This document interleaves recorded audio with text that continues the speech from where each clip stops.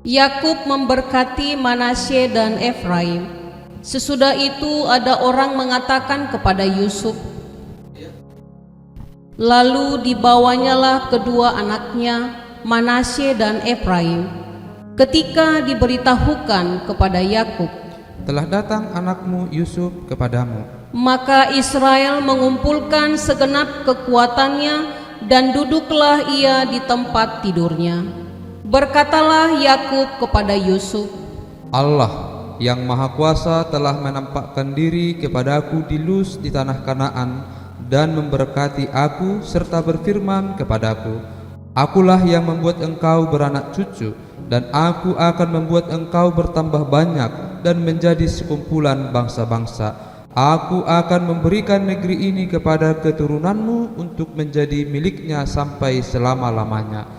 Maka sekarang kedua anakmu yang lahir bagimu di tanah Mesir, sebelum aku datang kepadamu ke Mesir, akulah yang empunya mereka. Akulah yang akan empunya Efraim dan Manasye, sama seperti Ruben dan Simeon. Dan keturunanmu yang kau peroleh sesudah mereka, engkaulah yang empunya.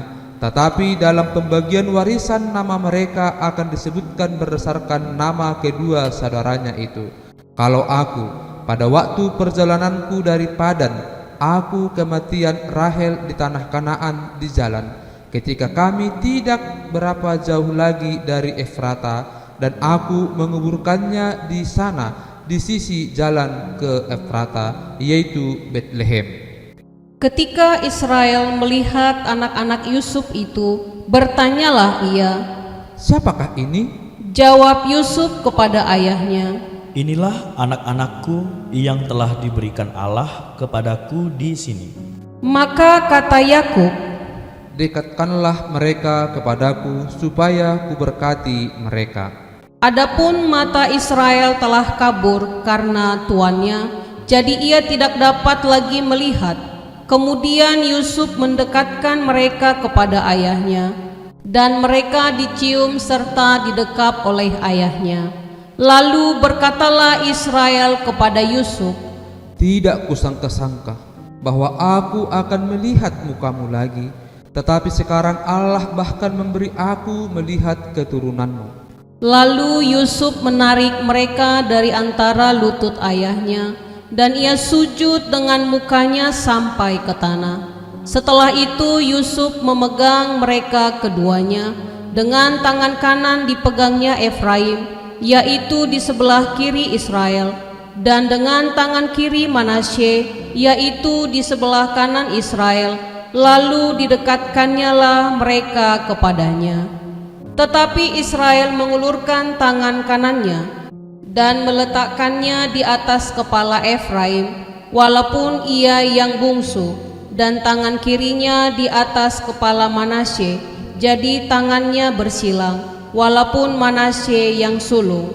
Sesudah itu diberkatinya lah Yusuf, katanya, Nenekku dan ayahku Abraham dan Ishak telah hidup di hadapan Allah. Allah itu sebagai Allah yang telah menjadi gembalaku selama hidupku sampai sekarang, dan sebagai malaikat yang telah melepaskan aku dari segala bahaya.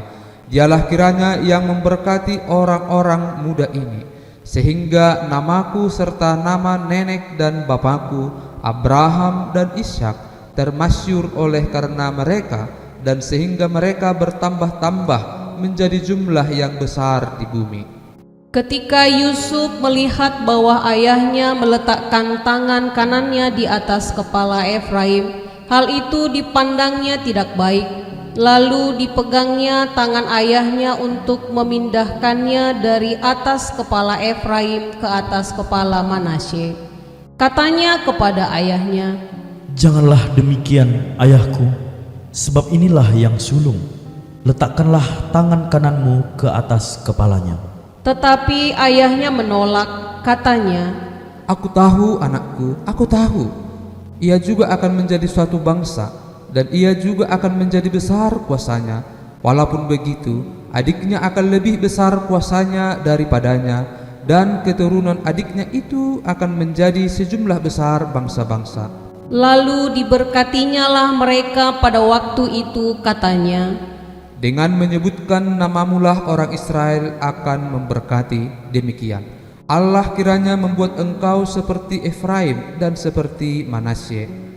Demikianlah didahulukannya Efraim daripada Manasye. Kemudian berkatalah Israel kepada Yusuf, Tidak lama lagi aku akan mati, tetapi Allah akan menyertai kamu dan membawa kamu kembali ke negeri nenek moyangmu. Dan sekarang aku memberikan kepadamu sebagai kelebihanmu daripada saudara-saudaramu suatu punggung gunung yang kurebut dengan pedang dan panahku dari tangan orang Amori.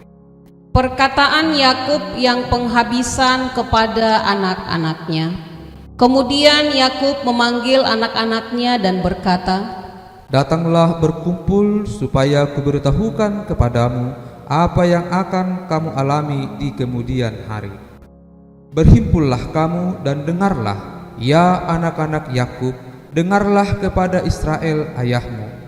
Ruben, engkaulah anak sulungku, kekuatanku dan permulaan kegagahanku.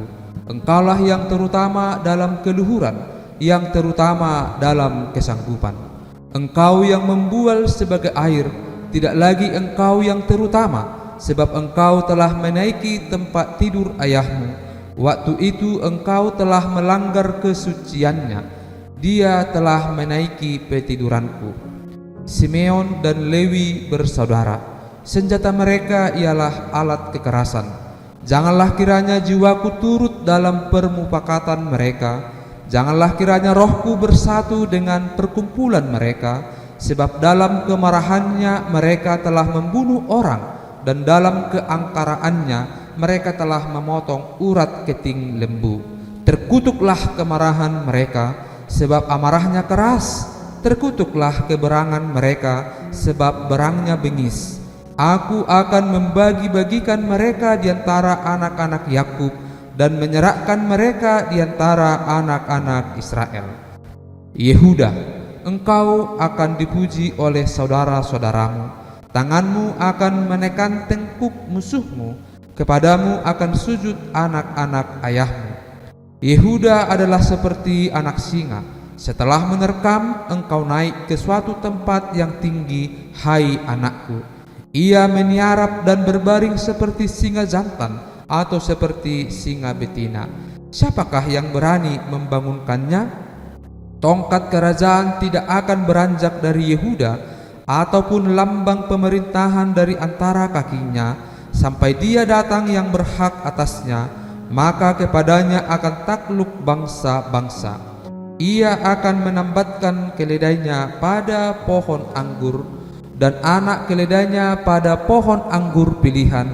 Ia akan mencuci pakaiannya dengan anggur dan bajunya dengan darah buah anggur.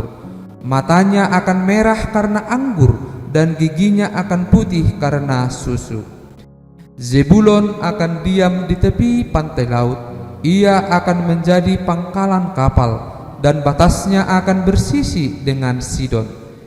Isakar adalah seperti keledai yang kuat tulangnya, yang meniarap diapit bebannya.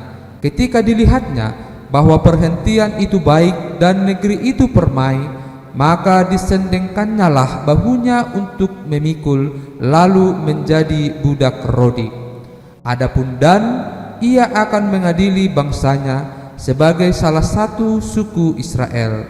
Semoga Dan menjadi seperti ular di jalan, seperti ular beludak di denai yang memagut tumit kuda, sehingga penunggangnya jatuh ke belakang. Aku menanti-nantikan keselamatan yang daripadamu, ya Tuhan. Gad, ia akan diserang oleh gerombolan, tetapi ia akan menyerang tumit mereka. Asyer, makanannya akan limpah mewah, dan ia akan memberikan santapan raja-raja. Naftali adalah seperti rusa betina yang terlepas. Ia akan melahirkan anak-anak indah. Yusuf adalah seperti pohon buah-buahan yang muda, pohon buah-buahan yang muda pada mata air. Dahan-dahannya naik mengatasi tembok. Walaupun pemanah-pemanah telah mengusiknya, memanahnya dan menyerbunya, namun panahnya tetap kokoh dan lengan tangannya tinggal liat. Oleh pertolongan yang maha kuat pelindung Yakub, oleh sebab gembalanya gunung batu Israel, oleh Allah ayahmu yang akan menolong engkau, dan oleh Allah yang maha kuasa yang akan memberkati engkau dengan berkat dari langit di atas, dengan berkat samudra raya yang letaknya di bawah, dengan berkat buah dada dan kandungan. Berkat ayahmu melebihi berkat gunung-gunung yang sejak dahulu, yakni yang paling sedap di bukit-bukit yang berabad-abad. Semuanya itu akan turun ke atas kepala Yusuf, ke atas batu kepala orang yang teristimewa di antara saudara-saudaranya. Benyamin adalah seperti serigala yang menerkam. Pada waktu pagi ia memakan mangsanya, dan pada waktu petang ia membagi-bagi rampasannya. Itulah semuanya suku Israel, 12 jumlahnya, dan itulah yang dikatakan ayahnya kepada mereka ketika ia memberkati mereka. Tiap-tiap orang diberkatinya dengan berkat yang diuntukkan kepada mereka masing-masing. Yakub meninggal dan dikuburkan. Kemudian berpesanlah Yakub kepada mereka, apabila aku nanti dikumpulkan kepada kaum leluhurku, kuburkanlah aku di sisi nenek moyangku dalam gua yang di ladang Efron orang Het itu, dalam gua yang di ladang Mahfela di sebelah timur Mamre di tanah Kanaan, ladang yang telah dibeli Abraham dari Efron orang Het itu untuk menjadi kuburan milik. Disitulah dikuburkan Abraham beserta Sarah istrinya, disitulah dikuburkan Ishak beserta Ribka istrinya, dan disitulah juga kukuburkan Lea. Ladang dengan gua yang ada di sana telah dibeli dari orang Het. Setelah Yakub selesai berpesan kepada anak-anaknya, ditariknyalah kakinya ke atas tempat berbaring dan meninggallah ia. Maka ia dikumpulkan kepada kaum leluhurnya. Lalu Yusuf merebahkan dirinya mendekap muka ayahnya serta menangisi dan mencium dia. Dan Yusuf memerintahkan kepada tabib-tabib, yaitu hamba-hambanya, untuk merempah-rempahi mayat ayahnya.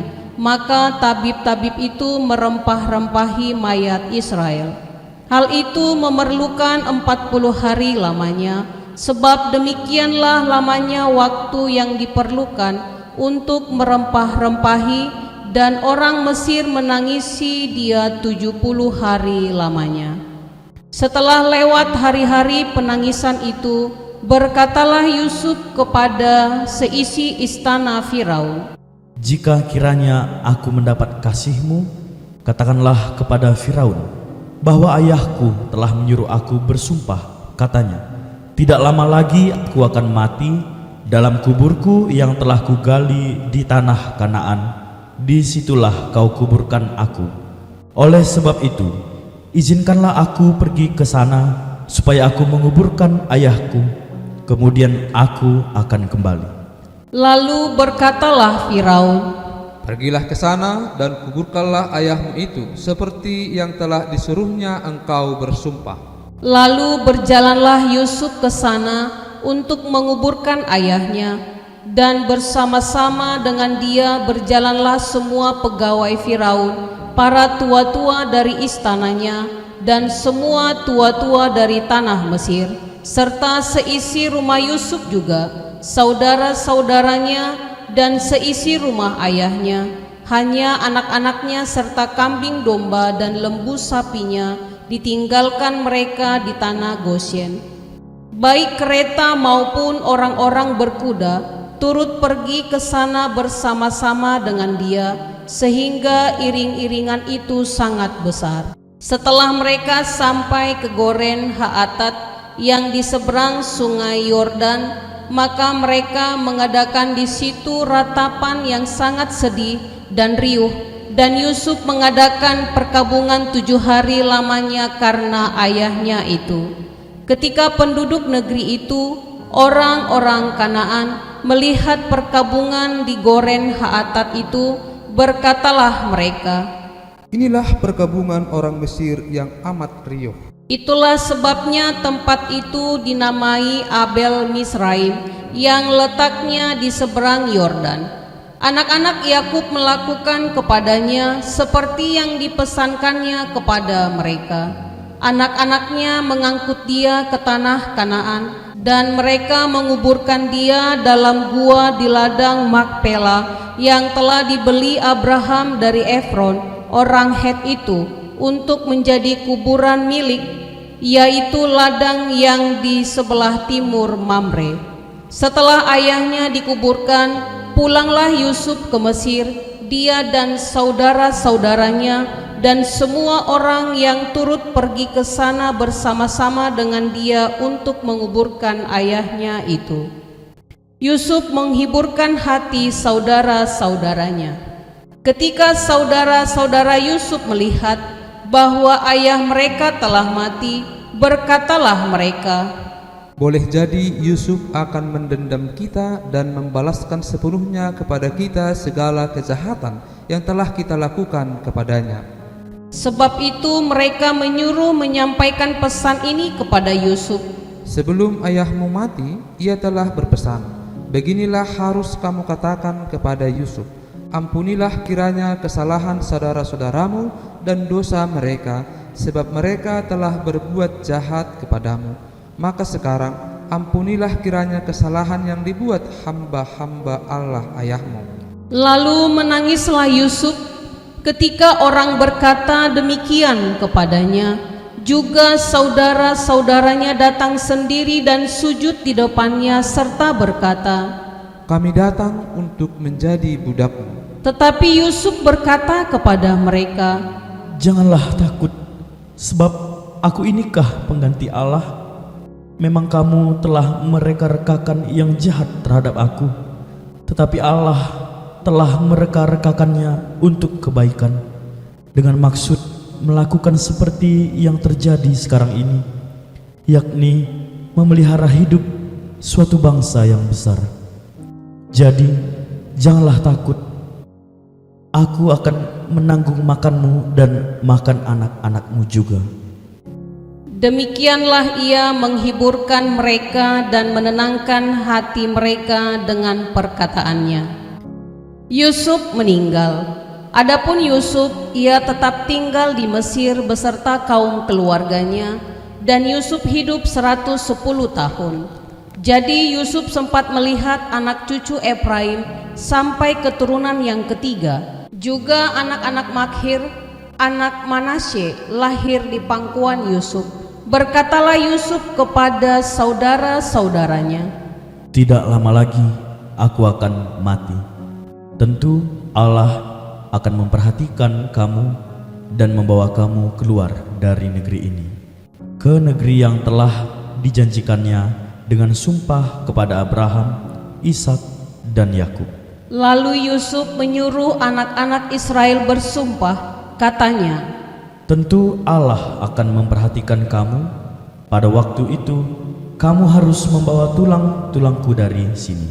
Kemudian matilah Yusuf berumur 110 tahun. Mayatnya dirempah-rempahi dan ditaruh dalam peti mati di Mesir.